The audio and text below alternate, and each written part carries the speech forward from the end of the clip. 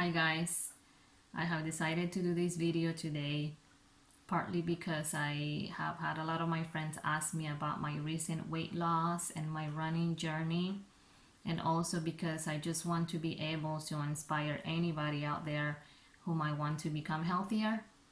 So today I want to talk about my top 10 running tips for beginners, and I have carefully selected 5 do's and 5 don'ts of everything that I have learned this last year, my suggestions, my thoughts, everything that I believe is essential for somebody who might be considering running.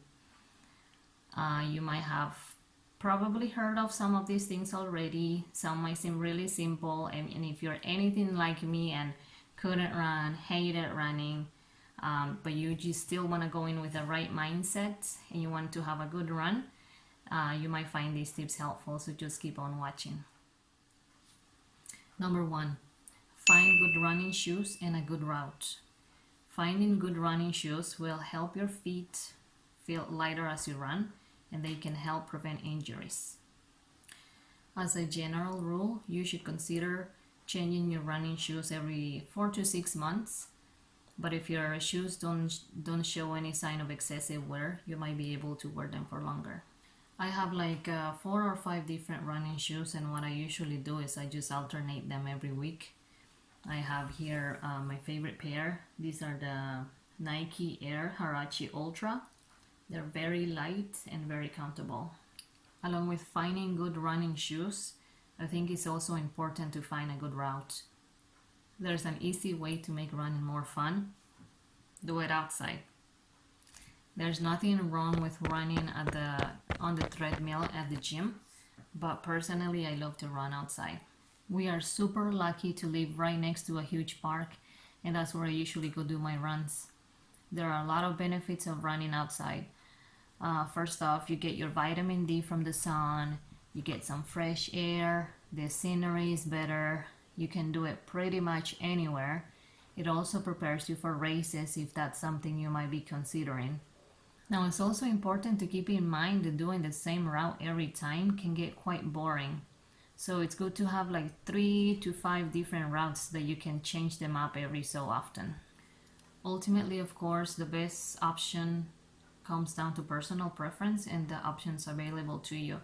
Sometimes running on a treadmill is the only options, such as if you work too early or too late to run in the daylight, or if you don't have a safe route to run. Number 2, find a good speed, a good proper form, and a good breathing pattern. Don't compare yourself to other runners. If you ever see somebody running faster than you, do not get discouraged. Instead, you can use that as a motivation. Find the best time to run according to your own lifestyle. For example, I have 3 kids. So I like to go run as soon as I take them to school. By the way, this also helps me run on an empty stomach, which is so much easier on the body. Make sure you have a proper form while running. Look ahead, do not stare at your feet. Keep your arms on your sides, not across in front of you, because this might give you back discomfort afterwards. Now, the breathing pattern can be a little tricky. You might find yourself struggling to breathe as you're running, and this is completely normal. What I try to do sometimes when I'm running is I try to inhale more through my nose and exhale more through my mouth. So it can look something like this.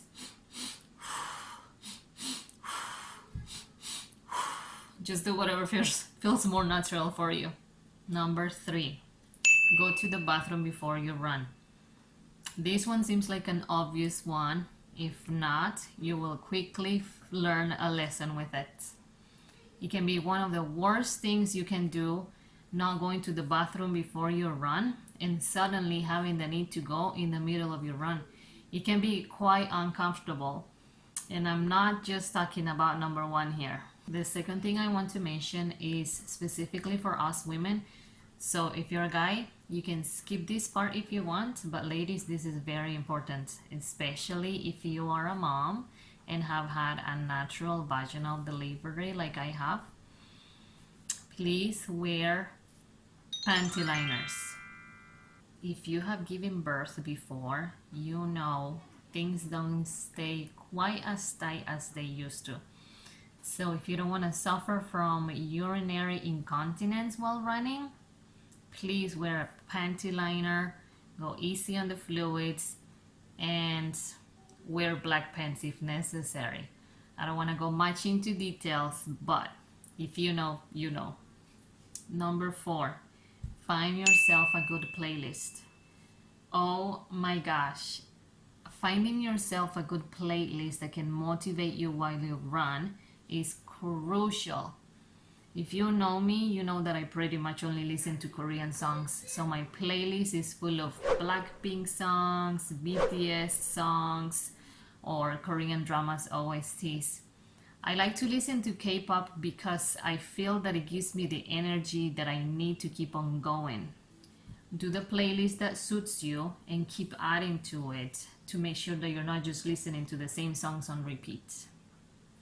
Number 5, eat healthy, drink plenty of water, and 100% you will see results. Besides running every other day for a year, I was also following a strict diet.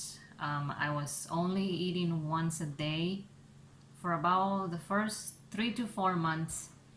And I did that because my goal was to lose 20 pounds, which I did, by the way. But I mean, I was not eating any carbohydrates. I was not eating any of the good stuff like the rice, pasta, breads, cereals, potatoes, all the yummy stuff, right? So I'm not gonna lie, it was kind of difficult some days because I would get hungry. But what I would do is I would just eat around 4 or 5 p.m. and that was it.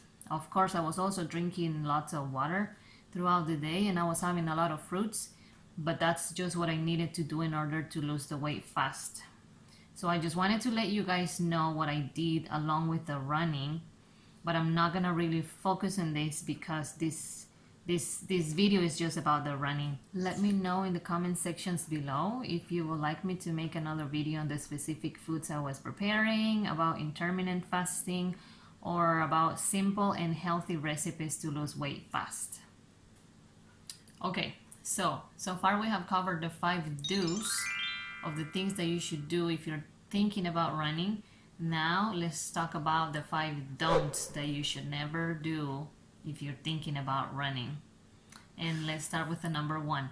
Do not have high expectations from the very beginning. Like everything else, being able to run long distances, it can take time. Just start with some small goals and increase them as you go. And before you even think about it, you're gonna be able to surpass your own goals. But always make sure that you have a goal in mind. My husband likes to run as well, right? So he likes to run every other day for an hour. And I always used to tell him, like, how can you even run for a whole hour? Like, that was crazy, insane to me. I thought I could never do the same. And all of a sudden, I was even able to run a half marathon. I even did it in 2.05 hours.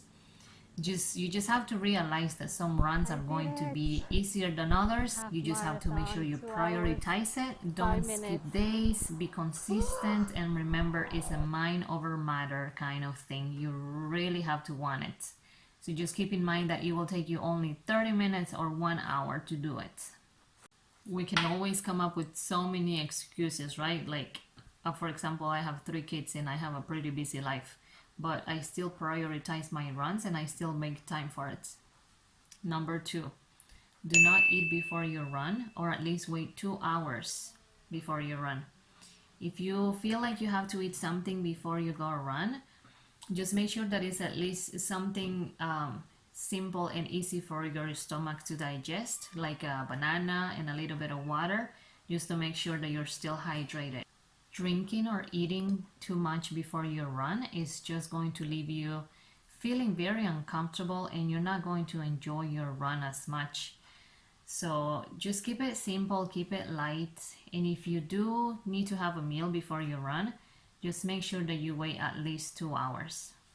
Number 3, do not think that only running will do the trick.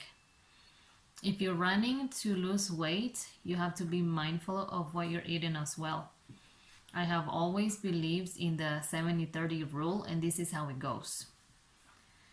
Weight loss is 70% the food you eat and 30% exercise. There's no magic pill or secret formula. 70% of weight loss is due to making fundamental dietary changes, and 30% comes from the exercise.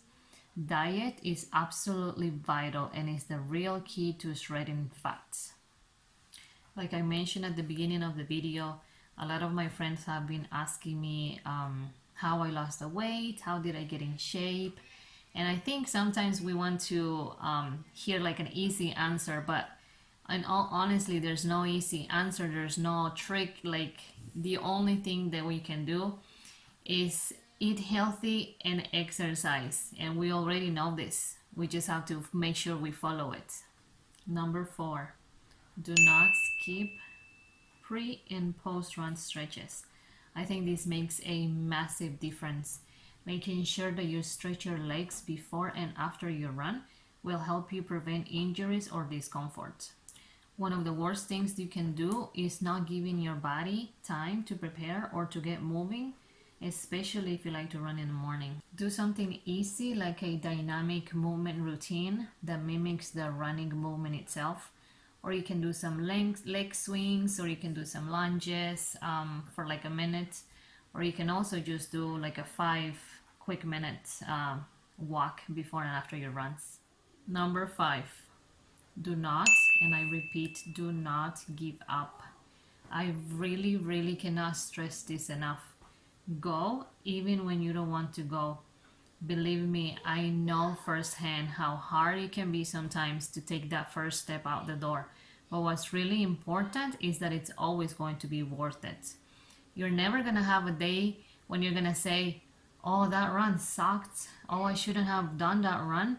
Like, that's never going to happen, because the feeling of satisfaction that you get after you run, it's real, and you feel so accomplished. It's very much like a mental game. Like in my case, there have been many times when motivation didn't come to me until 5 or even 10 minutes after I started running.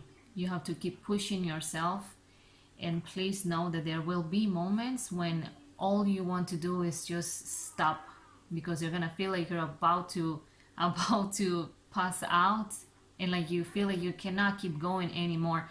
But that moment is the moments when your body has done its worst, and after that your run becomes very easy. It's a mental game. If you can tell your mind that you can do it and that you can keep going, you will keep going. Your mind is very strong. Your brain is gonna overpower your body, and it's gonna tell you exactly what you need to do to pass that stage. Doing a lot of self-talk helps me. Like I can say to myself when I'm running and I feel like I cannot keep going, I just talk to myself and I say, okay, 5 more minutes. Okay, 1 more lap. Okay, 3 more minutes. You can just do whatever you want, because whatever you tell your mind, that's what your mind is gonna believe. I really hope some of these things can help you guys, because there are so many different benefits that come with running. Some of the ones that I have noticed in my life are I sleep better. I think it's obviously because I feel more tired. My overall health is better. My mental health, my emotional health is better. It's also a good stress reliever, and it also improves your mood. You'll be very impressed with your mental capabilities. There's going to be some great weeks, there's going to be harder weeks. Just be consistent. Being consistent will teach you a lot about self-discipline. Always remember, your mind is very strong. It's stronger than your body. You put your mind to do anything and you can do it. Do it for your health, do it for your family. So leave any questions or any suggestions that you may have down in the comment section below, and I really hope you enjoyed this video. Thanks for watching, you guys, and happy running.